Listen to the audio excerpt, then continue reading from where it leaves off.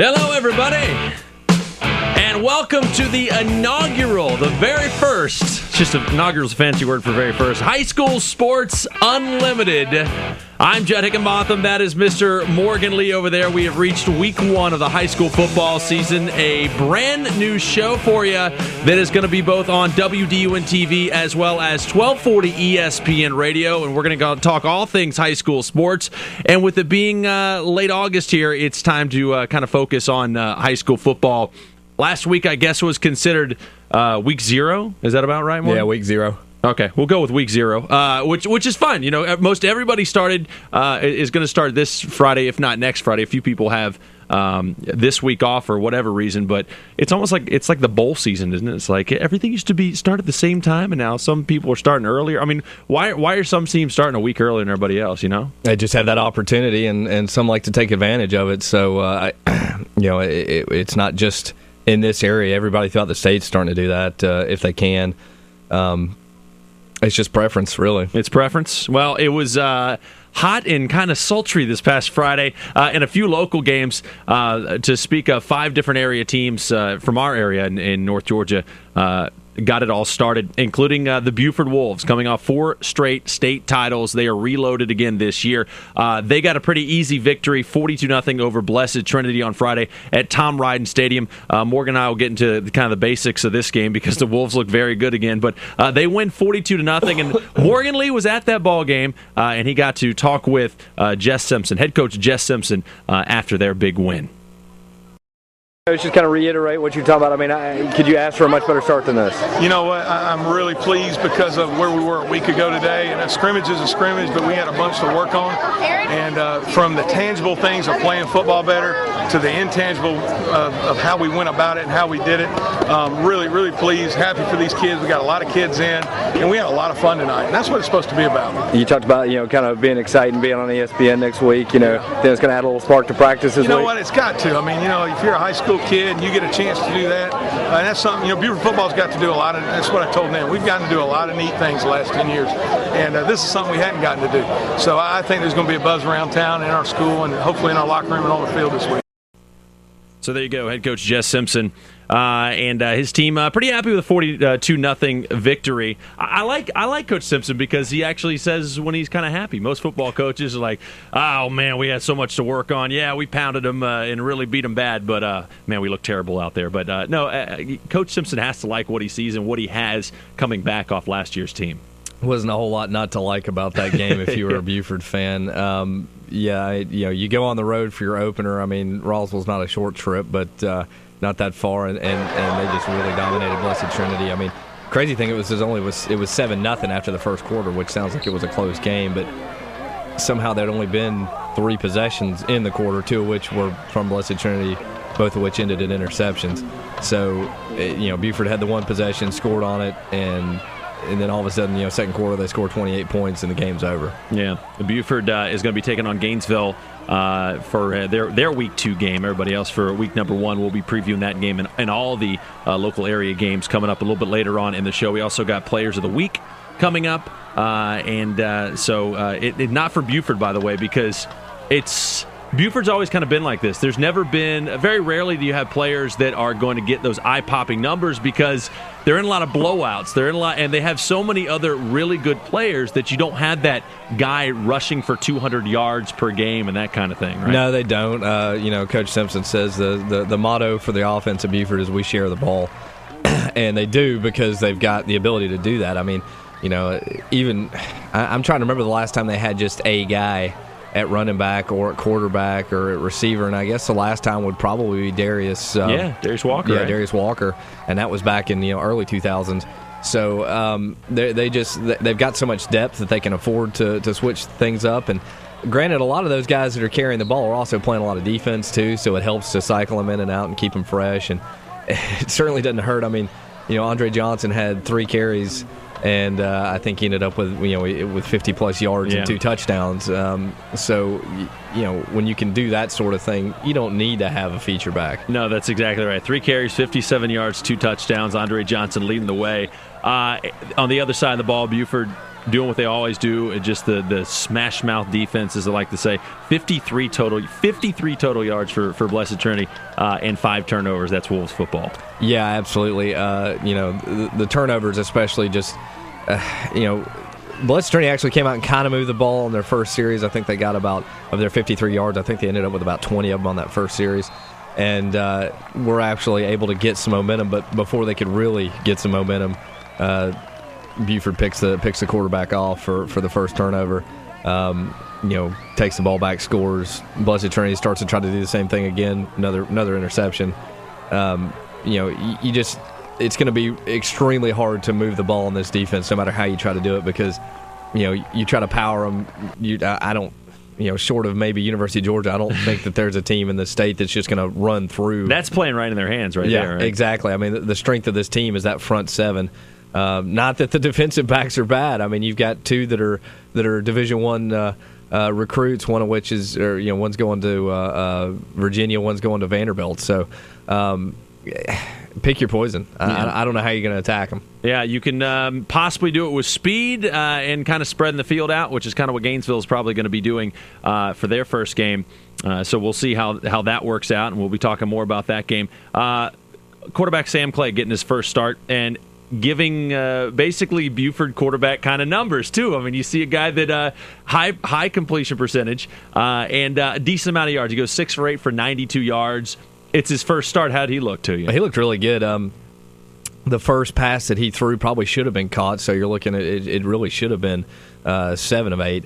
But he looked very calm and in control and doing what a Buford quarterback is supposed to do, which is just leading that offense and acting as basically another coach out on the field. They don't ask quarterbacks to go and win the game. They ask quarterbacks to go and manage the game. Mm-hmm. That's not to say that Sam Clay couldn't win you a game if you needed him to. He's a great athlete, got a heck of an arm. I mean, you'll see on the highlights that we've been running there that touch pass he put on the touchdown over the top was really pretty. Just a senior, has the ear of the team. I don't know what more you could ask. Yeah, absolutely. So he looked very good and had some good touch on it. There's been a long line of good Buford quarterbacks that just don't get the credit that they necessarily deserve because they have so many athletes. All right, so Buford wins 42-0 against Blessed Trinity. We'll talk more about their game next week, or coming up on Friday against Gainesville. In other action around the area, anything kind of pop out to you? You got Cherokee beating North Forsyth. Fannin County over Murphy, North Carolina. Hayesville, North Carolina beating Towns County, and then Pinecrest beating Riverside Military Academy. We talked with Coach Cotter, didn't really know what he was going to have until the very first game because that's what you do at Riverside. But any of those kind of pop out at you? I think obviously it's huge to get a win no matter who you're playing, when you're playing. So for Fannin County to get an overtime win against a pretty game opponent, I think that was impressive. Last year they lost the opener to Hayesville. I think that or Murphy. Sorry, is that Murphy? Yeah. They weren't really sure what they were going to have coming back as far as that team. The most experienced players on that team are all sophomores. As far as the leadership guys, there was a couple of seniors that were going to fill big roles, but for the most part, the sophomores were going to have to kind of really lead that team. And one of which had a big game, Peyton Satterfield in that win. But I think that was important. Obviously, losing the opener is always, I won't say devastating, but it hurts just because you work all off season, you work so hard, and you build that momentum, and everybody's excited about the opener, and then to lose it really kind of takes some steam out of your sails, or wind out of your sails, I guess I should say. There could be steam in the sails. I guess so. We're working on dual power.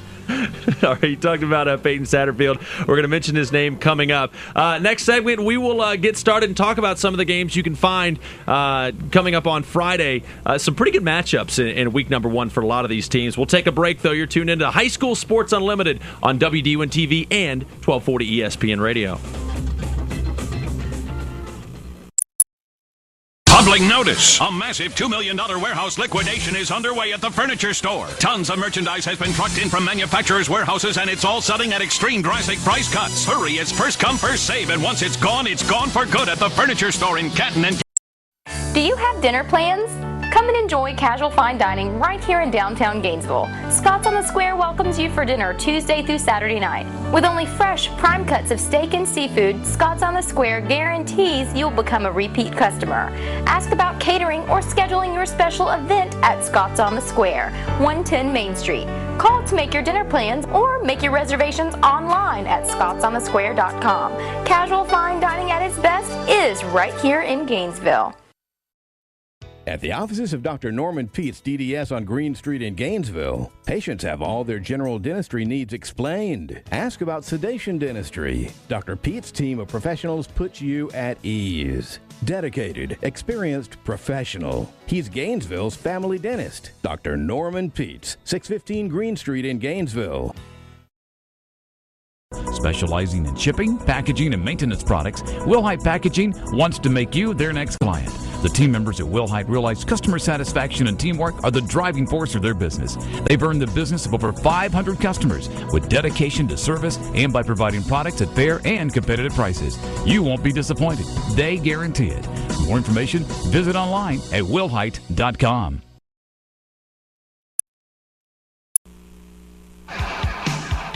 It's a brand new show. High School Sports Unlimited will be with you all football season and all through through whenever the kiddies have classes. Morgan and I have been doing this now for almost a year now. WDUN Sports Talk has been on the air, and now we are changing things up and get a little more regional. High School Sports Unlimited. We will have it for you. And here's how it's going to run down. On 1240 ESPN Radio, you'll be hearing it on Thursdays and on Fridays. Thursdays at 6 p.m. and then again on Fridays on game day for everybody, all the high school teams. That'll be at 3 p.m. And so that'll kind of get you started for everything that goes on as far as what the WDUN family of stations brings you on Friday for high school football. So we'll be with you all season long, High School Sports Unlimited. All right, before we get to some of these games and kind of break down Buford and Gainesville, a couple of Players of the Week. We'll be doing Players of the Week every week as well. And we're going to go to Fannin County. Morgan Lee mentioned it just a minute ago. A couple of guys getting some kind of ridiculous numbers, Morgan. You got Blake Henry, 16 carries, 192 yards. And then you have Peyton Satterfield, who you mentioned, 23 carries, 193 yards. Fannin County getting a big win. Those two guys kind of led the way. Yeah, absolutely. Fannin County is known for being able to just pound the ball, run it down opponents' throats with some really just kind of power football. They run a triple option, and when you see numbers like that, generally Fannin County is going to be successful, which they were. Now I'm sure Coach Clark Drennan would not be as happy with the amount of points that they gave up. But they got the win. It was in overtime, and you're never going to complain too much about getting a win. No, I don't think so. Satterfield's just a sophomore. Yeah. They kind of got to like what they have out of him, too, especially, right? Absolutely. He was one of those kids that, that Clark Drennan mentioned as a sophomore who was going to have to kind of step up and take a leadership role. Henry is one of the more experienced players on the team. They kind of knew what they had with him, but if they can have somebody like Satterfield step up and do that kind of thing week in, week out, they're going to have a pretty good season. Yeah, they're going to be just fine. So they get the win against Murphy, North Carolina. They'll take on Gilmer in their second game on Friday. All right, let's talk about some of these other games coming up, and we will start with the big one. And if anybody says, why are you picking Gainesville Buford as the big one? It's on ESPN. It's the big one, all right? Not very often do you see high school football on ESPN 3 is where this game will be. First of all, do you have any idea how something like that works out? I mean, did ESPN come to them, or does Buford just do a good job of kind of selling themselves to the national media? Yeah, my bet is that ESPN probably came to them. I'm not sure. I haven't gotten the lowdown on how it all went down. It's just amazing because Buford really get national attention pretty regularly. Yeah. With them going all over the country for some of these early season games that they've done in the past, I think that obviously helps. The fact that ESPN can look and see that they're a 4-time state champion or a 4-time defending state champion is a big deal. And ESPN has been doing this fairly regularly, just going around the country and highlighting high school games. So, it doesn't surprise me if you came to the state of Georgia right now, and had to pick the hottest program in the state, I can't imagine that you'd look anywhere else. Yeah, no, absolutely. I mean, they're as hot as any team since West Rome, which won 4 straight, 82 through 85, and now defunct. Now they're defunct. So hopefully that won't happen to Buford another 20 years like West Rome. But all right, so we talked about Buford and how powerful they are, and Gainesville fans are probably sick of us talking about them. So let's talk about Gainesville. They're coming off 3 straight region championships. The Elephants have been very good. They were 10-2 last year. Had one of those really memorable seasons. We talked with Coach Miller as far as our preview show is concerned, and he said, "Wow, well, everybody tells me that Buford's going to be the best team in the state. I'm glad I get to see him." So he's going to be on the field and get to see him. They got to see him last year, and it didn't go well for Gainesville. The rest of the season went fine, but another good test for Gainesville right out of the chute in 2011. Yeah, absolutely. I mean, it's always going to be daunting to take on a team, the stature, the power that Buford presents. But what Gainesville is looking at this game as, and what they have to look at this game as, frankly, is an opportunity. You get a chance to play this juggernaut of a program in Buford. What can you do to take advantage of it, make the most out of it? I mean, you can't. You got to be somewhat realistic. You can't sit there and be like, oh, we can do this and win the game. What you can say though is we can do this and give ourselves a chance to win the game. And they feel like if they run their offense, if they don't help Buford with turnovers, if everybody takes care of their job, at least they'll have a chance. And that's all you can ask in any game, frankly. Yeah, absolutely. And Gainesville fans don't take this the wrong way, but I see it if it's a blowout, Buford's winning this game. Gainesville can definitely win this game. I think if they do, it's going to be within 10 points. The Gainesville gets it done. And I would say if Gainesville wins, would you say it's a low-scoring game or a high-scoring game? More than likely a high-scoring game. I'm with you. I would say, just because Buford's defense is so good that if you can score points on them, you're more than likely going to have success. And I just if Buford holds you low, that's what they like anyway. They're happy to win a game 10-0. 14-0. They haven't done that a lot, but they're happy to do it. Yeah, and they've had to do it in the past. And defenses have been able to slow down Buford, but not too many offenses have been able to put up a lot of double-digit, 20, 30-plus games on the Buford defense at all. No, I mean, that state championship game last year against Calhoun is one of the few that I can remember where Buford actually, got some points put on them. Yeah. It happens occasionally in the playoffs, but in a regular season game, I'm trying to think. Last year even they lost to Carver. I can't remember the final score, but I don't think they gave up more than 14 points if I remember. Yeah. So it's if you can score points on Buford, even if the final score isn't in your favor, I'd say you've accomplished something pretty impressive. Yeah, absolutely. Gainesville at Buford, Tom Ryden Stadium, and that'll be on 1240 ESPN Radio, and that will be Joe Williams and Harper LaBelle as well over there doing that. All the Gainesville games, by the way, all of Gainesville's games will be on 1240 ESPN Radio once again for 2011. If you're going to attack Buford, we mentioned it last segment, teams try to power them, and they get overpowered every single time. I think I like Gainesville's approach. It's going to be their approach to everybody because it's their offense, but to kind of spread it out and kind of just speed your way down the field. Yeah, that really has got to be the only way I think that you can attack this team is maybe get some guys in space and allow somebody to make some plays because, Gainesville's offensive line, I mean, they're not small, but they're gonna be outsized against Buford's defensive line. And, I mean, you're looking, at run support from linebackers who are ranging from 220 to 250, and all three of them can run, and can lower the boom. So I really don't think that running anywhere around the box is going to be successful for any opponent for Buford. That's true. You look at a sophomore quarterback like Deshaun Watson, who was so good last year as a freshman and did not play as a freshman. He has to stay patient and know when he needs to get out of the pocket too, right? Because they're going to bring pressure. I mean, they're going to try to force him out of the pocket, and he needs to know when to stay in there and throw it away and when not to, because Buford's all about turnovers. Certainly, yeah. He's got to be smart with the ball, take care of the ball. I talked to a couple of kids yesterday, and they were very adamant that one of the things we have to control is we cannot give Buford the ball because you do, and that's you're just looking at you're looking at a bad situation from the get-go. So I think they're pretty confident that Deshaun, with a year under his belt in this system, is going to be even better than he was last year, certainly at understanding and running the offense and not putting the ball in bad positions. And not that he did much last year anyway, but I just – if they're going to be successful in this game, he's going to have an incredible game. Yeah, I agree with you, and I agree with you with it. It has to be a high-scoring game if Gainesville's going to have a shot. Buford doesn't lose much at Tom Ryden Stadium. By the way, I'm glad I didn't go to last Friday's game at Tom Ryden Stadium because I only make my way to Buford High School during the playoffs. So as far as I'm concerned, Tom Ryden Stadium is freezing cold all the time because I'm usually not there till like the middle of November. Yeah. So I wouldn't know what to do if it was 85 degrees at kickoff. Well, and it's probably a good thing he didn't go to Tom Ryden Stadium last Friday because the game was in Oh, that's right. Never mind.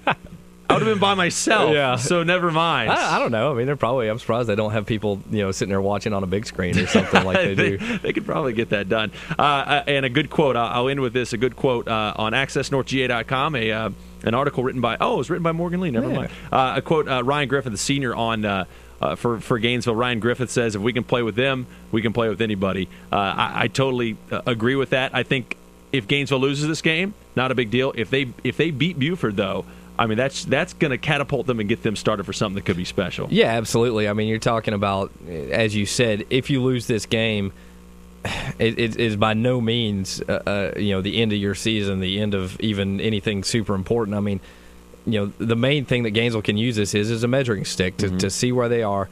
If they come out and pull the upset, oh my goodness, there's something really big going to happen this year at Gainesville. If they lose it, they regroup, get ready for the region. I mean, they lost to Buford last year, went on to win the region. Yeah. So certainly you can still do a lot of good things, even if this game turns out, with an L. Yeah, you're exactly right. Some other games we'll be talking about in the next half hour. West Hall going to be at East Hall. That game is in Rabbittown, and that will be be on 102.9 FM WDUN. So we'll mention that game in the second half and kind of break down a whole bunch of these games. One that I want to mention that I think should be a pretty interesting game, and I don't know if it's going to get a ton of publicity. Stevens County at Elbert County, I think, should be a very good game. Stevens 6-5 last year. Elbert was 9-2, but both those teams were I thought Stevens County was a pretty good team last season. Yeah, they were, and they should be pretty good again this year, even though they've got to replace some guys, especially on the line of scrimmage. Elbert County, from everybody that I've heard from in 8AA, just Elbert's loaded for bear this year. So, and that's a big rivalry, Elbert and Stevens. I mean, they've played, a ton of times.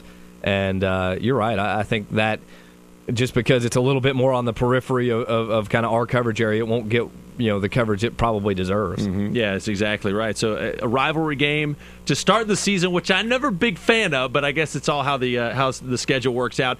Commerce and Jefferson, there's another one that's a pretty big rivalry game. That one's going to be going on as well, so we'll preview that game as well coming up in the next half hour. But we're just rolling along here. High School Sports Unlimited is the name of the show. You can join us each week, each Wednesday on AccessNorthGA.com on WDUN TV. We take off for that a little bit after 12:30, and once again, you can find us on 1240 ESPN Radio on Thursday evening at 6 p.m. when Atlanta Braves are not, messing with everything, and also on Friday, getting you ready for high school football. That'll be at 3 p.m. The rebroadcast of the game of the show that we put on Wednesday. All right, we're going to take a break. When we come back, we will preview a lot more of these games. There's so much action coming up on Friday, week 1 for a lot of teams, so stick with us. You're tuned in to High School Sports Unlimited on AccessNorthGA.com and also 1240 ESPN Radio.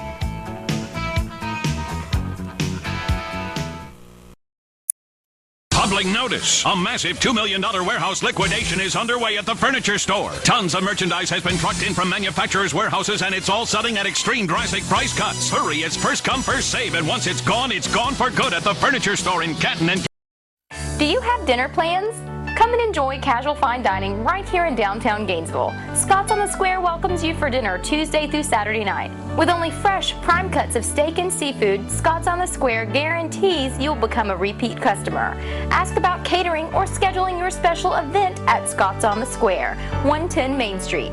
Call to make your dinner plans or make your reservations online at scottsonthesquare.com. Casual fine dining at its best is right here in Gainesville. At the offices of Dr. Norman Peets, DDS on Green Street in Gainesville, patients have all their general dentistry needs explained. Ask about sedation dentistry. Dr. Peets' team of professionals puts you at ease. Dedicated, experienced, professional. He's Gainesville's family dentist. Dr. Norman Peets, 615 Green Street in Gainesville.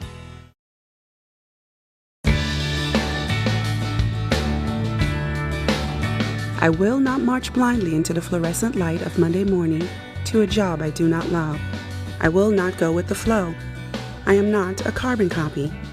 I will visit this website before tomorrow because I refuse to work for the weekend, even if everyone is working for the weekend. Today, I will find a job that I love. Today, I will find my career happiness. Specializing in shipping, packaging, and maintenance products, Wilhite Packaging wants to make you their next client. The team members at Wilhite realize customer satisfaction and teamwork are the driving force of their business. They've earned the business of over 500 customers with dedication to service and by providing products at fair and competitive prices. You won't be disappointed. They guarantee it. For more information, visit online at wilhite.com. Hi folks, Butch Miller from Milton Martin Honda in Gainesville, and why you should get your next new car at Milton Martin Honda. First, a fantastic selection. We bought extra cars, so now we have the largest inventory in the area. Next, an incredibly low price. Plus, we'll give you more for your trade. Third, we'll treat you the way you like to be treated. Those three things combined, we call a Milton Martin Honda Advantage. So remember folks, if you think you can get a better deal on a better car at Milton Martin Honda in Gainesville, you got that right. Hey there, I'm Dr. Ron Wilson. At Wilson Orthodontics, we've helped thousands of people just like you get that perfect, healthy smile they've always dreamed of. And we do that by using state-of-the-art orthodontic technology. Children and adults love our exciting Georgia Bulldogs game room. Come in and experience the atmosphere. Our team is the best around, and they treat all our patients like they're part of the family. They were so nice to me. Call us today to schedule your free consultation, and I look forward to seeing you here soon.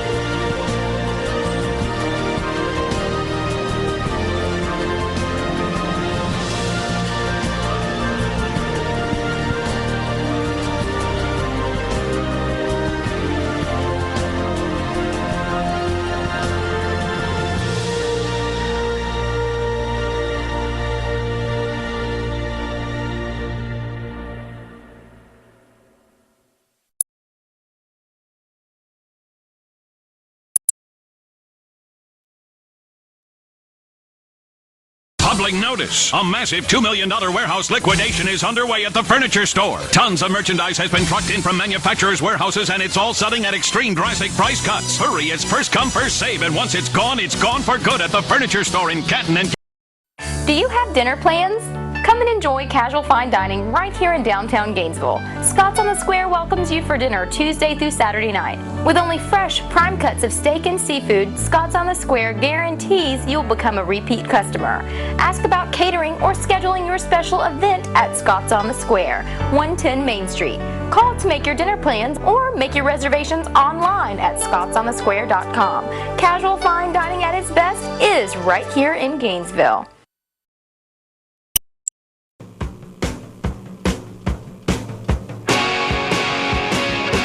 All right, welcome back to High School Sports Unlimited. Judd Hickenbotham, Morgan Lee will be here every week through the high school football season, both on AccessNorthGA.com on WDUN-TV and also on 1240 ESPN Radio. So you can watch us on Wednesdays, then listen to us on Thursdays and on Fridays. Again, on 1240, that'll be Thursday, 6 p.m., and then Friday at 3 p.m.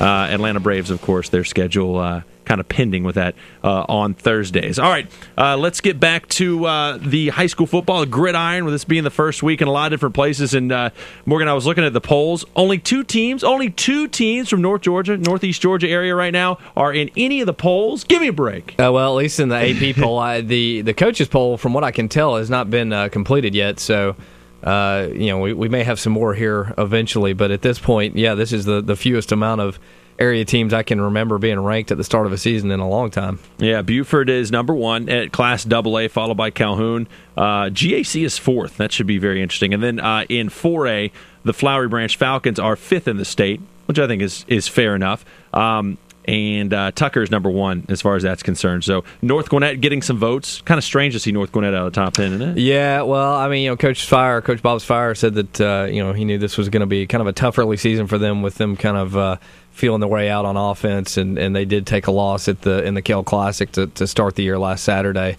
So, but I think they'll be a really good team by the end of the season. Yeah, it's a very good point. So there are a lot of good teams that went down in week number 0, as Morgan likes to say it. Also at AAA, a couple teams getting some votes. Stevens County and the Gainesville Red Elephants both getting one vote each. One vote. But hey, what are rankings when nobody's played a game quite yet? Exactly. All right, let's get back to our previews. We told you about Gainesville going to be at Buford. That game on 1240 ESPN Radio. Over on 102.9 FM WDUN, it'll be East versus West. Just like the sound of that, even though they're not really rivals. It'll be West Hall at East Hall. This game in Rabbit Town. Yours truly will be doing that game. And this should be, we talked to both of these coaches, Mike Newton with West Hall and Brian Gray with East Hall, and they both kind of mentioned it. They have programs that are up and coming. They're both 3-7 last year, and really kind of made leaps and bounds over where they were before. At East Hall, 3 wins. That triples the number of wins they had going into that year, because they were 1-9 the previous 3 years. And West Hall was winless, right, in 2009. Yes, they were before their 3-7 season. So for both these teams, and it's an out of region affair. I think this could be big for both teams as far as confidence is concerned in getting that first big win of the season. Absolutely. Generating momentum early in the season is going to be key for any team that's just trying to kind of find itself and feel out, where it belongs, kind of, so to speak, on the football map. I really think that both of these teams will just, a win would be absolutely huge psychologically for either one. Not that a loss is going to kill you, but a win may do so much for you just beyond the mark in the W column there. Yeah, absolutely. Jamon Witt, watch him because he was so big last year as a running back for East Hall. And remember this name. People knew it last year. He's a sophomore quarterback now. Chandler Newton could be on to some really good things. He had a pretty special freshman year last season. He did, and being a freshman and playing kind of spot time, mixing time in at quarterback, even then he showed that he is very capable, threw for over 1,000 yards. I really think that talking to Coach Newton, he sounds like he's prepared to take another step forward. It's going to be an interesting game. I've talked to both coaches this week, and East Hall, Brian Gray is very concerned about dealing with the size that West Hall presents at the line of scrimmage this year. Not that East Hall's small, but he said that West Hall's line is just absolutely huge. West Hall coach Mike Newton is very concerned about containing East Hall's speed on the corner. So you've got maybe two different kind of styles there, but should make for a very interesting game. Yeah, you said it. West Hall is very big on the line, but East Hall is kind of getting that reputation as well, right? They have a lot of linemen coming back that have some pretty good size. Yeah, they do. I mean, they're not small by any stretch of the imagination, but they're not huge road graders either. But what they are is experienced, and you don't have to be huge if you've got good technique. Yeah, that's true. All right, so there you go. That's going to be on WDUN 102.9 FM. And we'll have it for you. West Hall going to be at East Hall. Last year, these two teams played each other. Was West Hall getting an 18-6 win? A lot of field goals in that game, I guess, or missed extra points, one or the other. All right, so that's coming up week 1 for both of those teams. All right, I want to jump to 5A real quick. We just mentioned North Gwinnett. They're coming off a loss. Not too many times they've really been coming off losses. They're taking on some hard-hitting boys from East St. Louis. That just sounds tough, Yeah, anytime I think of that, I mean, I'm going to show my age here, but I think back to vacation. Yes, absolutely. Yes. I'm with you. Or they steal the rims while he's asking for directions? Yeah, it's not even my neighborhood, man. That's exactly right. That game's going to be at 7:30, Tom Robinson Memorial Stadium in Sewanee. So, was that an upset at all, North Gwinnett losing to McEachern last week? No, not really. I mean, McEachern a very good team, and as I said earlier, I mean, North Gwinnett knew it was going to, the early part of the season, it was going to be, maybe trying to find itself just a little bit because of the amount of youth and turnover that they were dealing with this year. Yeah, absolutely. So that's going to be at 7:30. North Gwinnett 0-1 on the year. Still, they're getting some votes to possibly get back into the top 10. I know you've scouted East St. Louis. What do they bring to the table? They're near the river. And they have stolen rims. Chevy Chase is... I did not say that, by the way. Okay, no, never mind. I'm sorry. Don't. That's fine. They're in St. Louis. They're all right. All right. Big rivalry game. Commerce is going to be at Jefferson this year. A game that I guess over the last few years they kind of moved it. Has it always been at the beginning of the season? They kind of switched, didn't they? Not always, because it used to be they were in the same region. Yeah. So no, but yeah, now that they're in different regions, they had to they have to have it early because obviously with region schedules and what you have to do with that. This was the best time to do it. Yeah, interesting that Commerce was 5-5 in the regular season last year. They made the playoffs. Jefferson was 6-4. They missed the playoffs. Jefferson had a pretty good team last year, and I think they just missed out on the playoffs. Is that right? Well, they did. I mean, the three teams that they lost to in their subregion were the three, undisputed, just really, really good teams, in that subregion in Elbert County, Hart County, and North Oconee. And Jefferson had a chance in a couple of those games. They feel like they're going to be a little bit better this year.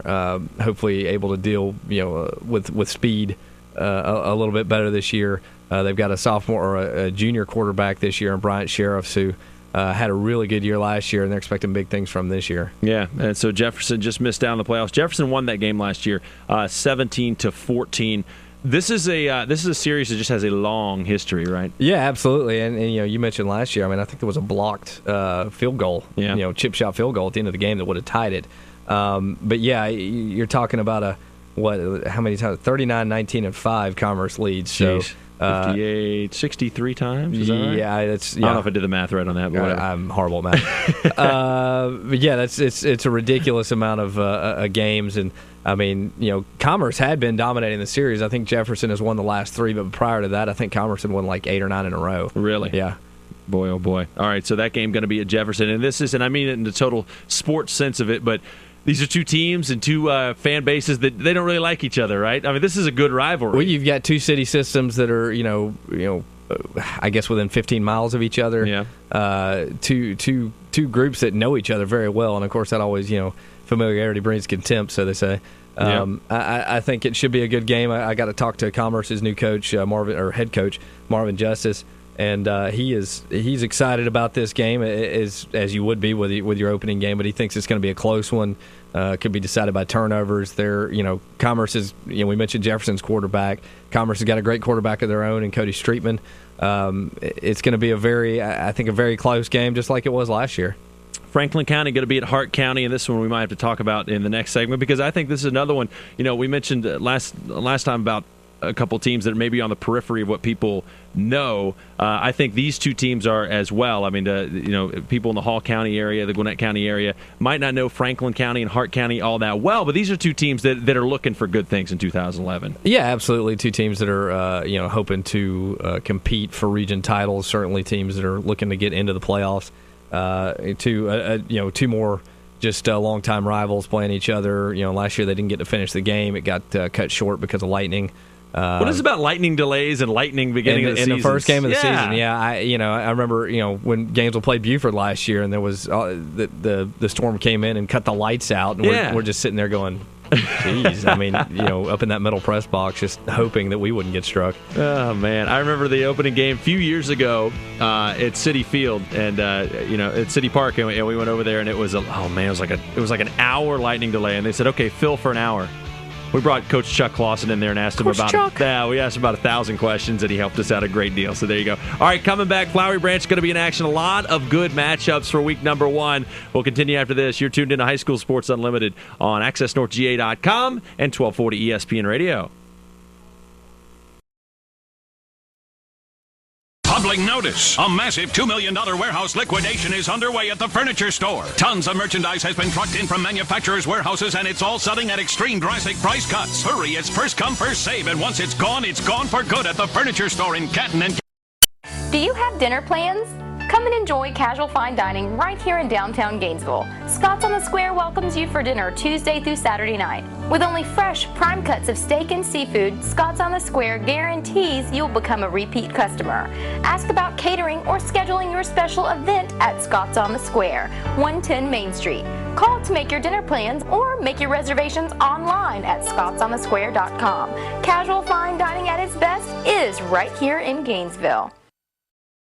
At the offices of Dr. Norman Peets, DDS on Green Street in Gainesville, patients have all their general dentistry needs explained. Ask about sedation dentistry. Dr. Peets' team of professionals puts you at ease. Dedicated, experienced, professional. He's Gainesville's family dentist. Dr. Norman Peets, 615 Green Street in Gainesville.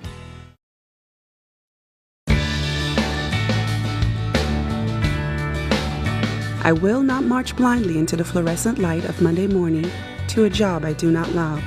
I will not go with the flow. I am not a carbon copy. I will visit this website before tomorrow because I refuse to work for the weekend, even if everyone is working for the weekend. Today, I will find a job that I love. Today, I will find my career happiness.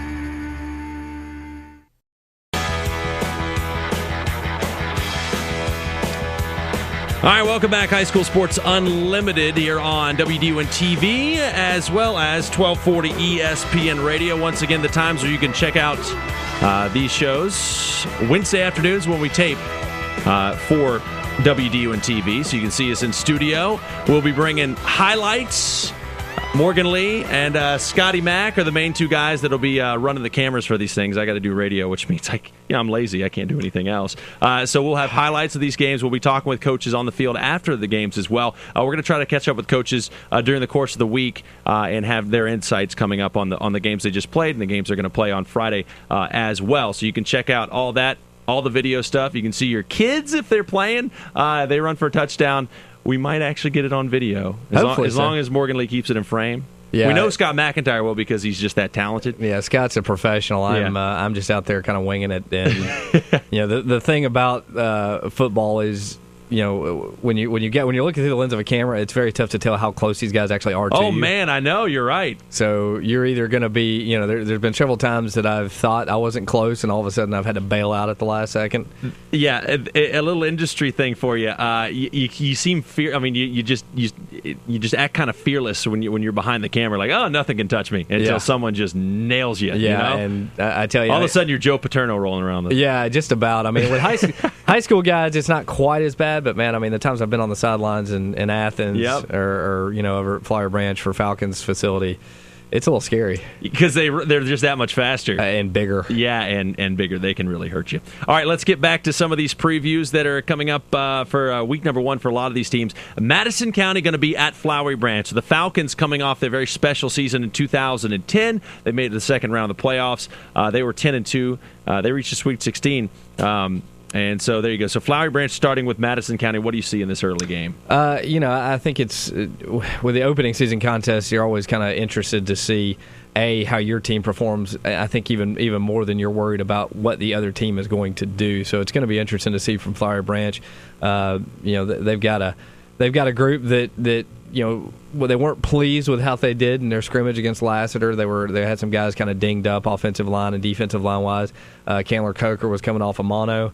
But they feel like they're completely healthy, ready to go. So they're very excited about that. It's going to be interesting. Madison County is going to be playing a physical style of football. I think kind of running some wing T stuff in there, some double slot. And they're big kids. They always have been big kids. So they may try to line it up and run it at Flowery Branch. But that defense Flowery Branch has got is going to be one of the strengths of that team. I really think so. And they're going to be able to deal with a lot of multiple different fronts or offenses that they're presented with. And that's saying something. Saying Flowery Branch's defense is going to be kind of the headliner because their offense has a lot of playmakers. They scored a lot of points last year. Candler Coker he's coming off mono. Yeah. How worried do you think they are with that? I mean, I don't know how many reps he missed and how weak he's going to be. Mono seems like something that could really kind of. Yeah, I guess I'll find out a little bit more later today. I'm heading down there, but just talking to Coach Shaw on the phone, he sounded pretty excited. I don't think he's too worried right now. Yeah. There you go. So Coach Shaw, boy, he's really got it going at Flowery Branch. So there you go, Madison County at Flowery Branch, 7:30. That's going to be at Falcon Field down there at the Branch. First game for both those teams. East Jackson at White County. White County is one of those teams that I kind of circle and say they're going to be interesting this year. They lost a lot off last year's very special team, but they got a good new coach. So we'll see what White County brings. Both these teams are coming with new coaches, right? Yeah, absolutely. White County's got Bill Ballard in charge now. East Jackson's got Brian Smith, who came over from Hebron Christian, had really turned Hebron Christian's young program around. It's going to be an interesting game. You've got two teams that are going to be running two different styles completely from what they were doing last year. You got two teams that have got a lot of new faces as well, not just on the coaching staff. I really have no idea what to expect from this game, just because of the newness of both teams. I really think, this game will be. I think coaches will go into this game just wanting to see the kids, work the fundamentals and do the basic things, because whenever you're learning something new, you got to crawl before you can walk. So. I wouldn't be surprised to see this be pretty low scoring. Yeah, it might be. And both these coaches get to see what they have as far as their new teams are concerned. So there you go. It'll be East Jackson at White County. Warriors coming off their 9-3 2010 season. They made the Sweet 16 last year. The Eagles are just 3-7.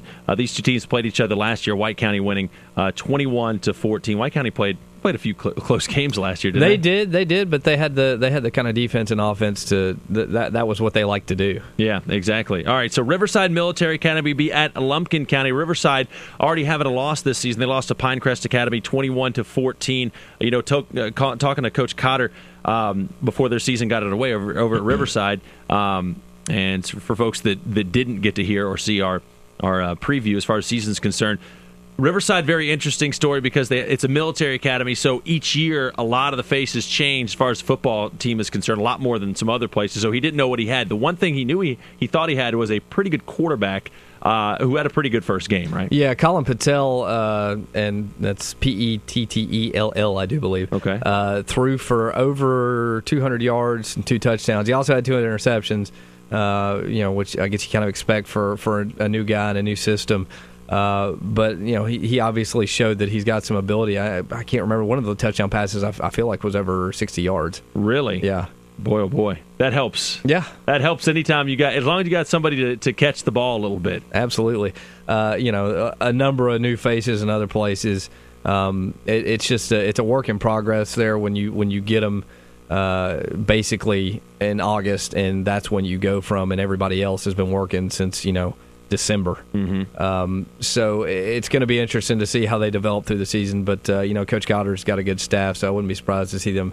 They will be a lot better by the end of the program. Yeah, by the end of the season. I'm sure they will. Mike Smith's brother, Chris Cotter over there. He's not really, but he looks a lot like him. All right, so there you go. So Riverside back in action in that one. They'll be at Lumpkin County So we'll see what Colin Patel can do in his second game with Riverside. A couple teams that are off this week, North Hall and Chestatee. They kind of drew the short straw on this one. I don't think anybody really wants to be off first week of the season, right? I mean, unless you have some injury and a guy can get another week to rest. But I mean, I don't know. Yeah, I can't imagine wanting to sit out the first week, especially when you got to go 10 straight, and then whatever you do in the playoffs. It's always nice to have a week, somewhere late, middle of the season where kids can rest up if they're banged up. But, you play with the cards that are dealt. Yeah, that's what you do. So they're both off. North Hall, I wonder if those coaches at North Hall are going to be going to that Commerce-Jefferson game to get an idea of what they can expect, right? I wouldn't be surprised to see a big group of them over there. Yeah, more than likely. I don't know if they're going to wear green or not. They might be a little incognito. We'll have to see. I don't know. They might wear Commerce colors. Who knows? All right, another good matchup. Appalachia going to be at Habersham Central. This could be a pretty good game. Appalachia's not a bad team. Habersham Central trying to kind of bounce back, right? Absolutely. Hab Central's got 19 seniors this year. They feel like if they're going to turn around and get back in the playoffs for the first time in 4 years, this is the team to do it. They've got just a tremendous quarterback in Kevin Ellison, a kid that's 500 yards away from the school rushing record. In that triple option offense, easy for you to say. Yeah, and they really this is a group, they feel like they can do it. They're big, they're physical. They may not have the speed that some teams have, but they feel like they can make up for that in other ways. Appalachia, conversely, a much smaller, faster team, so it's going to be a matchup of two different styles. Talking to Appalachia coach Shane Davis, he was concerned with heading up there, for a number of reasons. Just A, because of facing that size of Habersham. B, because historically, Appalachia has not been as good on the road as they have been at home. Really? Yeah, I think they're 16-2 at home over the past 3 seasons or something like that. That's not a bad record. No, not at all. So, yeah, that's going to be a very, especially to start the season, Habersham is really going to, again, another one of those programs that wants to come out and build some early momentum. Appalachia last year, first year they hadn't made it to the playoffs in a while, so they want to come out and build some momentum. I really feel like that game will tell those teams a lot about themselves. Yep, there you go. So Hab Central coming off a 3-7 year. They'll take on Appalachia this week. They'll be at Cedar Shoals the week after that, followed by against Salem. So we'll see if Hab Central can come back with something else. All right, I guess the big headliner, though, is Buford going to be at home against Gainesville. That's one of the biggest games around the state, I guess, right? Well, certainly just because of the names involved. I mean, you're talking about two programs that know a thing or two about winning. I mean, Gainesville won its 500th victory as a program last year. Buford's not far behind. I think something like 437 or something like that. But 8 state titles kind of tends to balance out any difference there. Gainesville does have the 1 state title. Granted, it was back in 1925. Yeah. But 26 region titles for Gainesville, 22 for Buford. So two programs that are names. Yeah, exactly. All right, something else we're going to start, and we'll start it next week. All right, we didn't plan this out too well, but we're going to have our games of the week. We'll pick 3 or 4 games. We'll even throw a college game in there. Why not? And Morgan, myself, and we'll put Scott McIntyre in there as well, our producer, who will pick the games. And we won't make it regional. It's just better that way. Yeah, exactly. I am not going to pick against anybody that I have to cover. Absolutely. One game that we might have put this week, if we were going to do it, though, St. Pius going to be at Westminster. St. Pius they've built a pretty good program over there. Well, both programs are really solid programs. Absolutely. St. Pius this year, I would say, has probably got the edge just because they've got a couple of serious Division I prospects, including Geno Smith, who's a defensive back. He's outstanding, too. Yeah. Got to see him against North Hall last year. I mean, he's tremendous. Yeah, shame that he's going to be going out of state to Alabama, but... yeah? Oh well. He's picking between Auburn and Alabama, so really you weren't going to win one way or the other. No. Mr. Georgia fan. Yeah, he's... anybody who saw their scrimmage against Gainesville saw that kid's the real deal. Yeah, he's absolutely the real deal. Very good defensive back. All right, that's going to do it for week number 1 of High School Sports Unlimited. Go out and enjoy your games. Morgan, appreciate your time, man. Thanks a lot. All right, thanks to Scott McIntyre as well. He is producer du jour. Wait, that means producer of the day. Yeah, about to say of the day. Never mind, he's of the entire season, however you say that in French. All right, that's going to do it. Tune in next week. We'll be back for week number 2 of high school football season. Thank you for being tuned in to High School Sports Unlimited on WDUN TV and 1240 ESPN Radio.